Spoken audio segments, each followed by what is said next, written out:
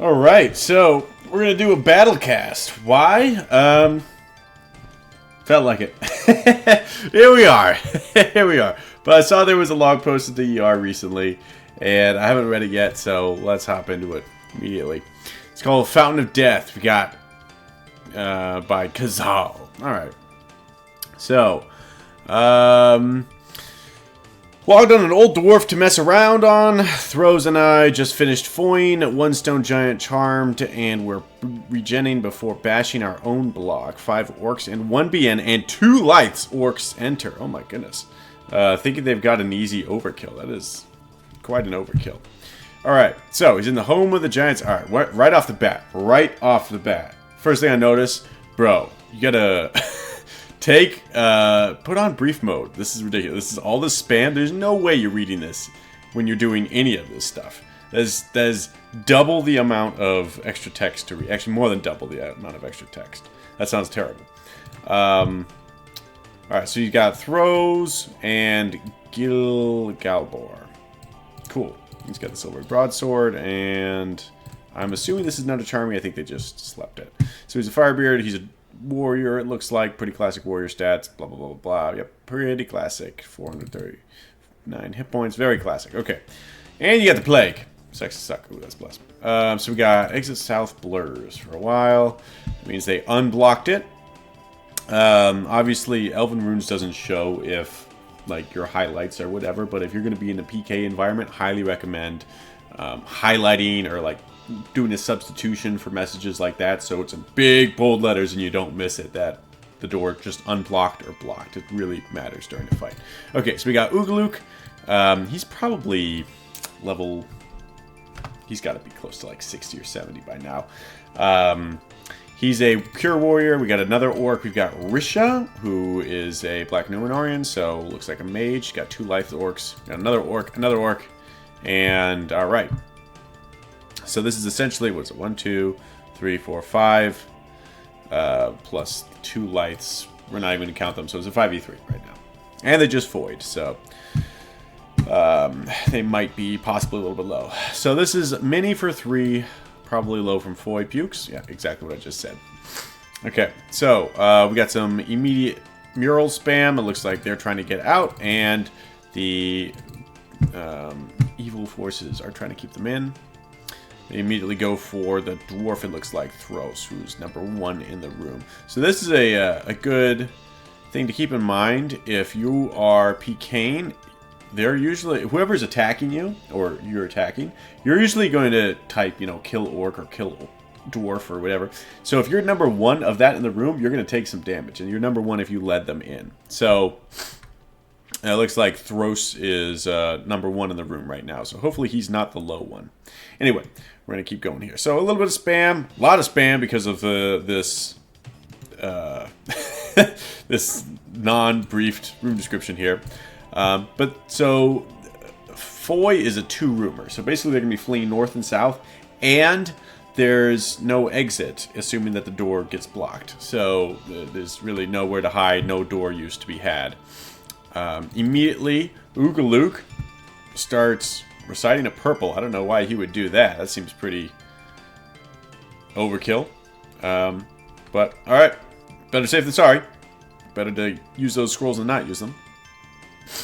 So, we've got a little bit of spam. A lot of spam going on. Looks like the scroll that Ugaluk used went on to an orc. So scrolls cast by orcs, or orcs, scrolls in general tend not to be nearly as powerful as their spell counterparts. Still a lot better than nothing. So there's a good chance this scroll is like, I got a 20 to 30 hit point cap on it, which is still great. That means if someone hits you with a spell for 100 hit points, you're only going to take 30 hit points of damage. But it's not nearly as good as like the, 15 that you could be getting with an actual spell. So lots of... Okay, so the giant is charmed. So there is some hope, I think, here. There's actually a lot of hope. If they got some quakes, this could be a much better fight than is originally showing. So Ugaluk is glowing. Another orc is glowing. Thros is glowing. And... I don't know. Okay, so immediately Thros starts quaking. Good call. So in a 2-roomer like this, you want to start quaking. A, quake does more damage underground. And B, it's really hard to dodge these quakes. It's really hard. You got 2 rooms to choose from. It's a 50-50 if you land them. The downside is you don't want to quake your friends, which is what they just did. But he's a warrior, so you can probably take it. And maybe he's sanked. I might have missed it in the spam. So let him rip, boys, but not on me. Yeah, well, he did. It's a very good chance someone like the BN goes down immediately to something like this, though. So one thing I don't know if this is the best call, is they're all together, which means that they're going to have more parry split and hit harder together. The problem is it means that they're all going to hit a quake. I would almost recommend, I don't know, this is probably bad advice, but I would recommend splitting the group up a little bit here. That way you aren't going to eat as many quakes. You've already got the numbers advantage, so there's a good chance that you're still going to be winning each round. But just something to keep in mind. Death Cry to the south. I'll bet that's a mount. Let's see here if they go south. So one thing that's happening here is this dude is really standing his ground. Thros is spamming around and Gil is spanning around. Oh, so Thros is quaking. That means that he is not a warrior, which means that they're targeting caster or combo. And that's really good for them. That's very lucky.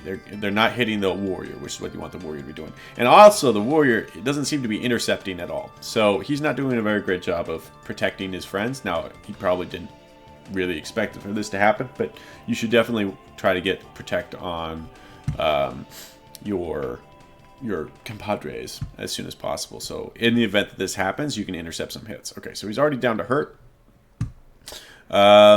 This does not look it's going right. It looks like Mural was blocked. I didn't see that happening, but if it did, that means that the BN is going to be pretty low mana. It was probably a quick block, and that's going to be like 50 mana, assuming that he didn't bob or something beforehand. So he's probably, you know, hot at best, maybe warm, which means he's got like 1 or 2 nukes, maybe a quake or 2. Okay, so 2 death cries from the south. Looks like it was another quake from Thros or Gil, maybe. No, yeah, so Gil. So Gil and Thros both have quakes. Gil dropped 2, and he did a great job of dropping them not on his teammates right here. Yeah, look at this again, though. So the Orc is pounding Thros. They're really targeting Thros, and that's not ideal for the situation. This warrior really, really should be trying to get a little bit. He's not even engaged on anyone right now. So he's just using assist. Now, this is smart. This is actually really smart. So he's using assist instead of kill Orc. Which, okay, so kill Orc will allow you to absorb some of the hits because they're going to counter hit you and not be able to hit your friend. But if you assist, it means you're both going to be hitting the same target, which means that A, you're going to be much better at, you know, using that parry split advantage that you're going to have. Because every time you assist, you're guaranteed to be hitting the same target as your friend, which means that you're going to use parry split, which means you're going to hit way harder. So that's excellent. It just means that you're not going to be able to block hits for him so much. But this is really smart. A lot of people will get into these fights and then they'll just start spamming K-Orc. But then, depending on who entered the room at what time, you might all be fighting different orcs or different men or different, you know, elves or whatever. So this is really good. This is really good.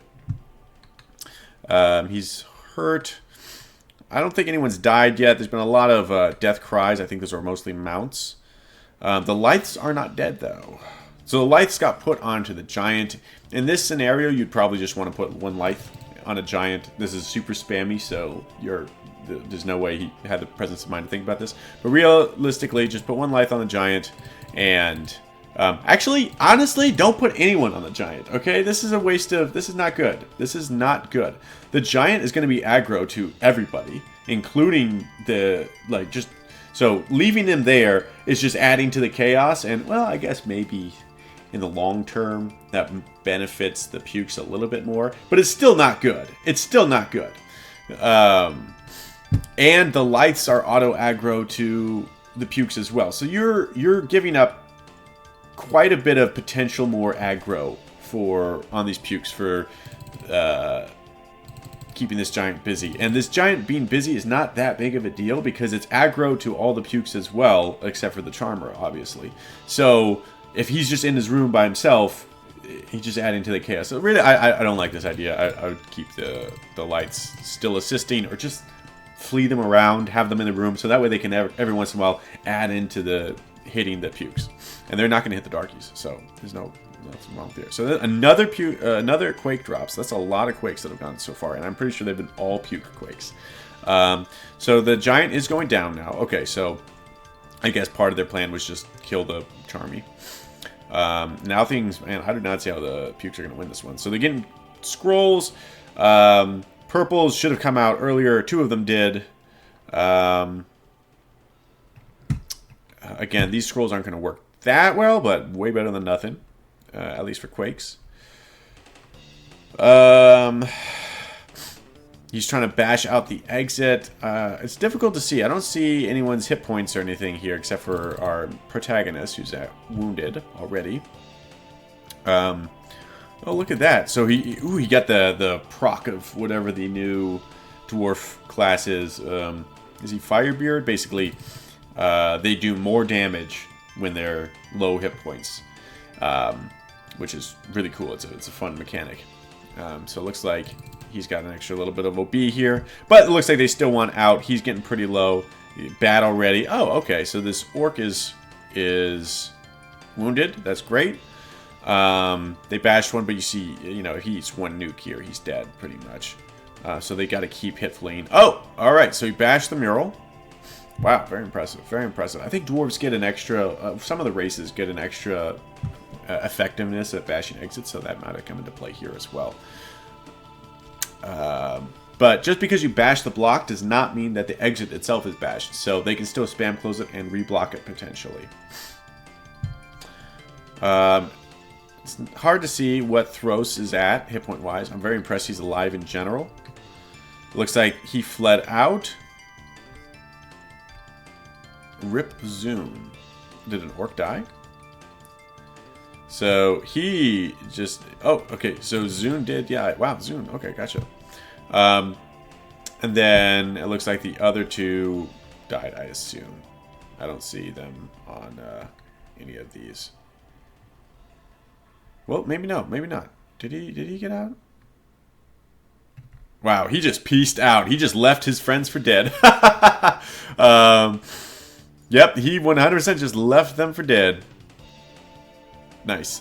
So in this scenario, ideally either stay with your friends or maybe bash the warg hide, so that way you break the exit, so that way they can't reblock it and for sure can flee out. I don't know what happened to his friends, but hopefully some of them lived. And then we got some. Then they got some comments here, but yeah, that was it. That was a fun short one, nothing too crazy, a little 2-roomer. Fun fighting. I'm very impressed that they didn't all immediately die.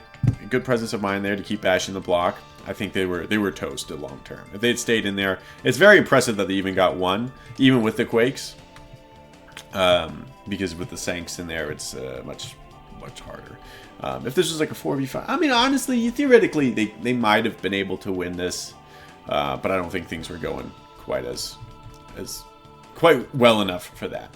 Anyway, hope you guys had some fun. I don't know if we'll do this again, but maybe. Who knows? Later.